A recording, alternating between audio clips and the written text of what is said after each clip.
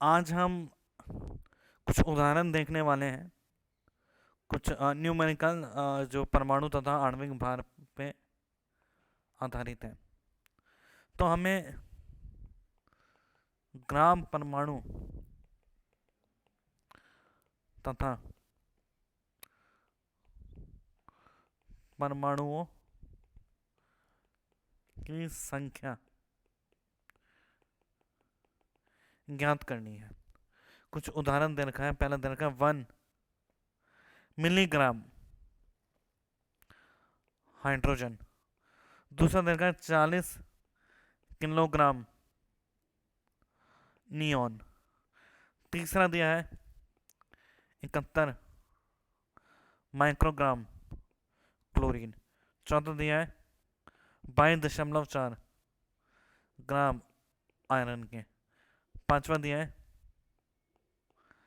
600 kilogram carbon. इन सब में हमारे को ग्राम परमाणु, जिसको हम कहते हैं ग्राम परमाणु तथा परमाणुओं की संख्या ज्ञात करनी है। तो 1 मिलीग्राम हाइड्रोजन में ग्राम परमाणु कितने होंगे? हमें पता है ग्राम परमाणु, जिसको क्या कहते हैं, मोल। मैं वापस से याद दिला दूं कि ग्राम अणु, ग्राम परमाणु, मोल बताता है। अणुओं के मोल तथा परमाणुओं के मोल वो होता है भार ग्राम में बटा ग्राम परमाणुवीय भार। हमें पता है हाइड्रोजन का ग्राम परमाणुवीय भार कितना है, 1 ग्राम। परमाणु भार हमने अच्छे से देखा था पिछले चलचित्र में कि परमाणु जो होता है उसके 3 प्रकार के भार होते हैं, अपेक्षित, वास्तविक तथा ग्राम परमाणुवीय भार। तो हम यहाँ ग्राम परमाणुवीय भार यूज कर रहे हैं। तो हाइड्रोजन का ग्राम परमाणुवीय भार 1 होता है। तो ग्राम परमाणु कितने हो जाएंगे? 1 मिलीग्राम में होता है 10⁻³ ग्राम बटा 1। तो इसमें कितने हो गए? 10⁻³ ग्राम परमाणु हो गए। और जितने ग्राम परमाणु मतलब जितने मोल हुए, 10⁻³ मोल। अब जितने मोल हुए उतने ही क्या गुणा एन करेंगे तो उतने परमाणु की संख्या होगी। हम जानते हैं 1 मोल में एन परमाणु होते हैं। तो इतने मोल में कितने होंगे? एन। इसी प्रकार से हम शेष क्वेश्चन देखेंगे। 40 किलोग्राम ऑफ नियॉन। तो 40 × 10⁻³ इतने ग्राम। और नियॉन का परमाणु में भार होता है 20। अब हमें कैसे पता 20? तो ये हमारे को धीरे धीरे याद हो जाएगा। हाइड्रोजन का कितना होता है, हीलियम का कितना होता है। और हमारे को परमाणु संरचना वाले अध्याय में हम और ज़्यादा ढंग से याद करेंगे। और पूरी हमारे रासायनिक विज्ञान में हम पढ़ते रहेंगे कि किस किस प्रकार से बार बार उसको यूज़ करके हमारे को उपयोग करके हमारे को याद होता रहेगा। तो ये आ रहा है हमारे पास 2 × 10⁻³ तो हो जाएगा 2 × 10⁻³ Na। 71 microgram of chlorine. 71 × microgram होता है 10⁻⁻⁶। क्लोरीन का होता है 35.5। अब आप पूछ रहे होंगे कि इलेक्ट्रॉन, जो प्रोटॉन और न्यूट्रॉन का हम जोड़ करते हैं तो एक दशमलव वाली संख्या नहीं आनी चाहिए, जिसको हम कहते हैं इंटीजर आना चाहिए।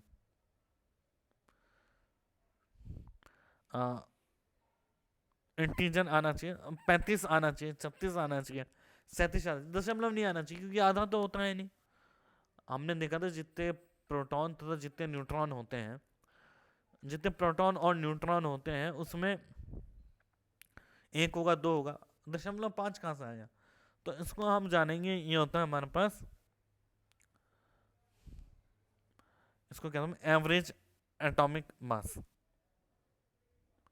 इसको हम कहते हैं एवरेज एटॉमिक मास। इसको हम अभी पढ़ेंगे एक तो वीडियो के बाद। तो यह कितना आ रहा है? 2 × 10⁻⁻⁶। परमाणु की संख्या कितनी होगी? 2 × 10⁻⁶ Na। 22.4 gram of iron. तो 22.4/56 ये कितना हो जाएगा? 0.4 Na। 600 kilogram of carbon. 600 × 10⁻³ बट्टा 12, तो ये आता है 5 × 10⁴, तो हो जाएगा 5 × 10⁴ Na। इस प्रकार से हमने देखा कि अगर किसी का ग्राम में भार गिवन हो या फिर भार दिया हुआ हो सिंपल, तो फिर हम उसको कैसे उसका मोल निकालते हैं, जो हम ग्राम परमाणु कहते हैं, कैसे उसमें अणुओं की संख्या बिना गिने निकालते हैं, परमाणुओं की संख्या, जो कि पहले हमने चर्चा की थी, उसमें परमाणु की संख्या बिना गिने कैसे निकाली जाती है। एक प्रश्न देख लेते हैं हम। ए तथा बी का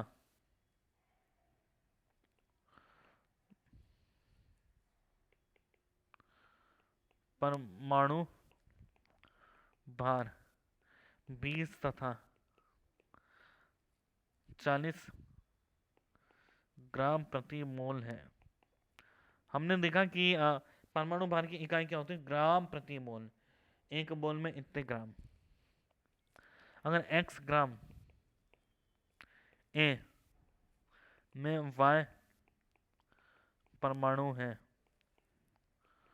तो 2x ग्राम B में कितने परमाणु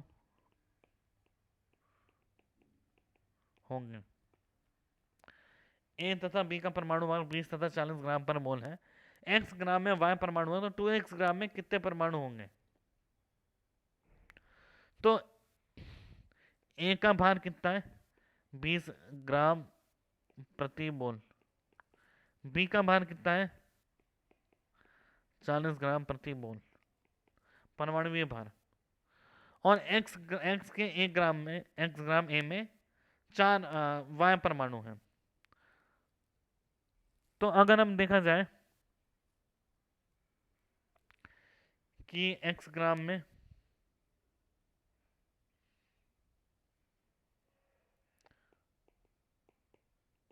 मोल कितने होंगे, x ग्राम में मोल होंगे भार बटा परमाणु भार, x बटा 20। तो x बटा 20 तो कितने हो गए इसके, इतने मोल हो गए। इसमें कितने परमाणु हैं, y परमाणु। तो 2x ग्राम B में कितने मोल होंगे, 2x बटा 40, तो वापस से कितना हो गया, x बटा 20। तो जब भी x बटा 20 आता है तो कितने परमाणु होते हैं, y परमाणु। तो इसमें भी कितने परमाणु होंगे, y परमाणु, क्योंकि दोनों का मोल बराबर है। अब दोनों के मोल बराबर है तो परमाणुओं की संख्या भी बराबर होगी, क्योंकि x बटा 20 इंटू Na कितना आ रहा है हमारे पास, y। तो इस तरीके से आप समझ गए होंगे किस तरह से परमाणु भार की गणना की जाती है। आप चिंता मत कीजिए, हम बहुत सारे उदाहरण करने वाले हैं, कोई कमी नहीं रहने वाली है। आपको जस्ट वीडियो को पॉज करना है और बस आंसर, उसका उत्तर देने की खुद से कोशिश करनी है। जब भी क्वेश्चन लिखा जाए वीडियो को पॉज कीजिए और उत्तर खुद से देने की कोशिश कीजिए। अगला अगला बढ़ते हैं हम। अब अणुभार की बात कर रहे हैं हम।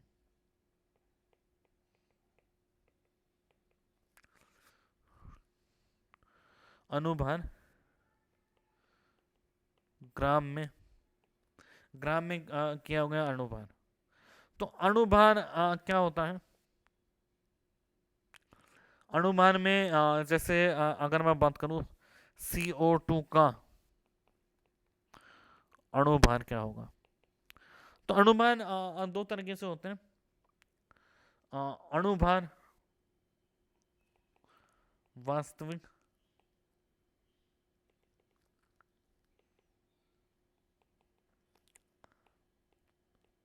अणुभार और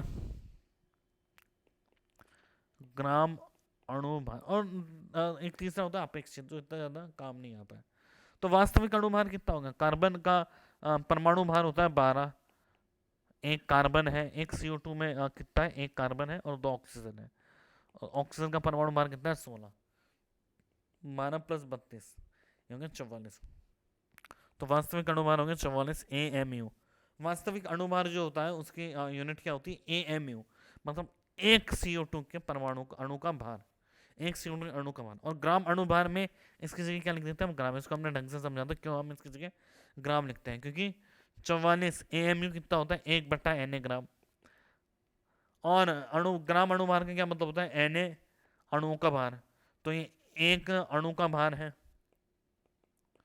तो Na अणु का भार कितना होगा, 44 Na इंटू Na ग्राम, जो कितना आता है 44 ग्राम। तो इस तरीके से हम किसी का भी अणु भार निकालते हैं। एक और उदाहरण देखा जाए किस तरीके से और निकालते हैं। अगर मैं बोलूं FeSO4.5H5H2O, इसका मतलब है फेरस सल्फेट हाइड्रेटेड, जलीय फेरस सल्फेट। इसमें जो ये पूरा के पूरा इसका अणु का सूत्र, अणु सूत्र में जितने भी हमारे पास तत्व हैं उसको हम जो भी जितने भी तत्व है उससे गुणा करेंगे, उसके हम भार से गुणा करेंगे। जैसे Fe आयरन, लोहा, तो आयरन का भार होता है 56,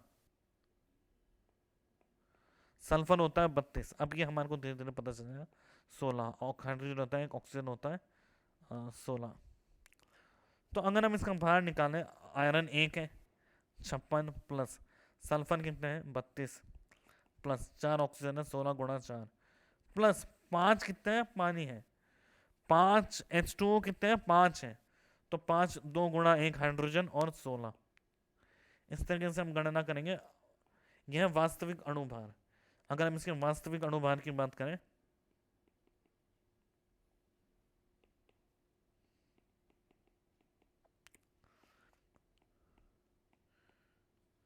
तो ये आता है तो इसकी अगर हम इसको जोड़ें तो ये आएगा 392 AMU, और ग्राम अनुभार कितना होगा 392 ग्राम।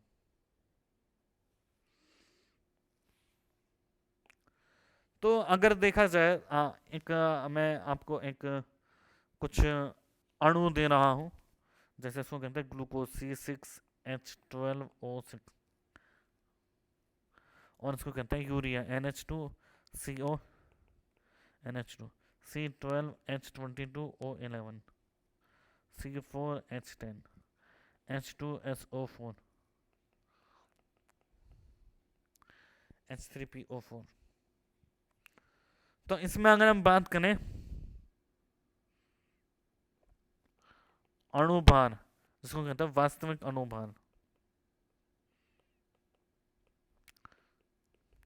ग्राम अणुभार,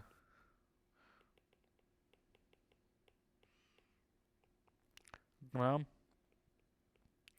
अणुभार, और एक और हम देखेंगे आणविकता, जिसको हम कहते हैं एटॉमिसिटी। एटॉमिसिटी का क्या मतलब है, आणविकता का क्या मतलब है, एक अणु में अगर हम इसकी परिभाषा देखें तो आणविकता का मतलब है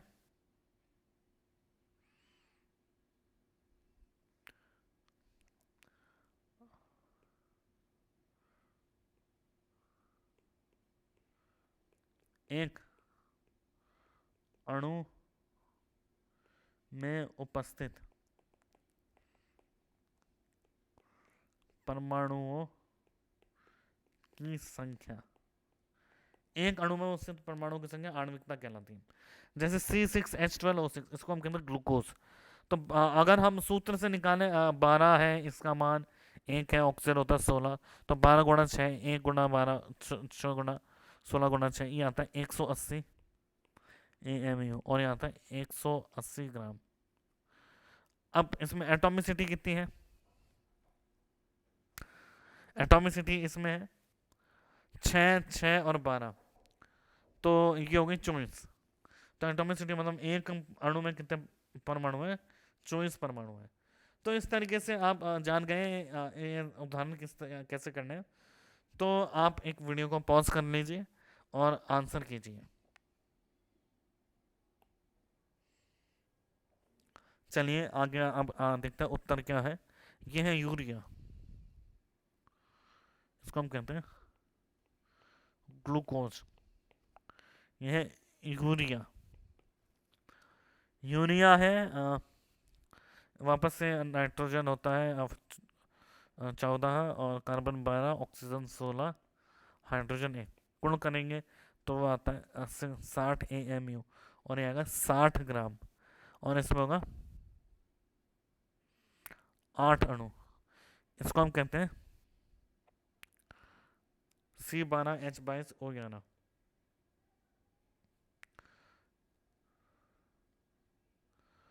हाँ, यह शुगर हमारी। ठीक है, तो इसका भार आता है 392 AMU, यानी 392 ग्राम। और इसमें कितने 11, 22 और 12, 22 और 12 कितने परमाणु है? 1 2 3 4, 44 परमाणु है।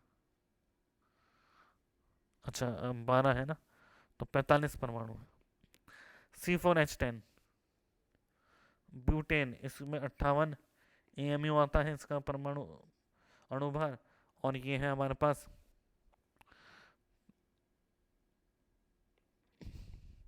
58 ग्राम, और यहाँ आता है 14।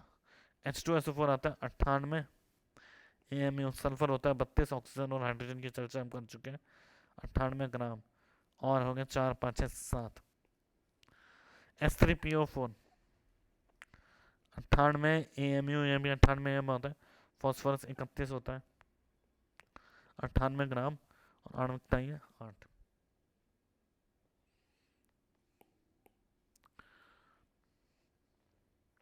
अब क्वेश्चन है अणु भार, अणु के ऊपर ही।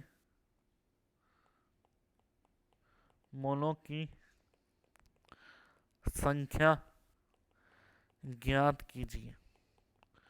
इसमें कितने मोल हैं, इसकी संख्या ज्ञात कीजिए। तो हमने परमाणु की मदद से परमाणुओं की संख्या ज्ञात की, परमाणु के भार की मदद से। अब अणु के भार की मदद से अणुओं की संख्या ज्ञात करेंगे। पहला उदाहरण है ना, 9 ग्राम जल, 31.6 ग्राम KMnO4, 12.8 gram milligram SO2, 8 microgram CH4, 29.4 ग्राम K2Cr2O7, 63 ग्राम H2C2O4।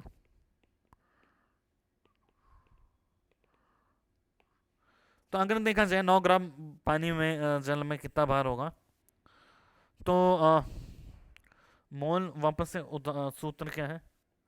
भार ग्राम में बटना ग्राम अणुभार। तो मोल कितना हो जाएगा? 9/18 कितना हो जाएगा? 1/2। 31.6 ग्राम कैमरोफोर, 31.6 कैमरोफोर का भार लेंगे तो आ जाएगा